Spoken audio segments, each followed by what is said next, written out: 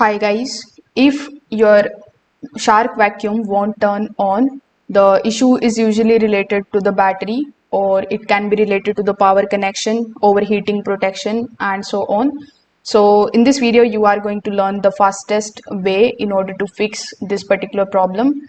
So here, if you have a cordless shark vacuum, you just have to place it on the charger and confirm that the charging light appears normally. You need to let it charge for at least 30 minutes before testing it again. A deeply drained battery can make the vacuum appear completely dead, even though it still works.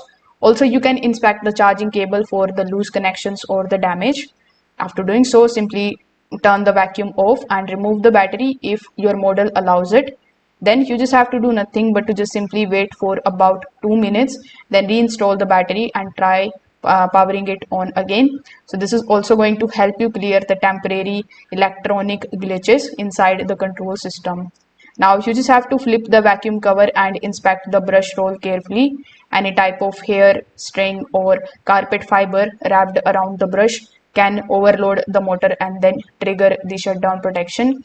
So you just have to cut away any kind of tangled debris and make sure that the brush spins freely by hand.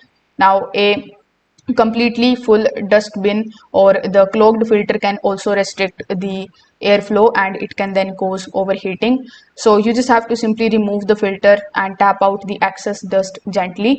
If the filters are washable, you can rinse them with water and let them dry fully before reinstalling them. The wet filters can damage the motor or prevent the startup.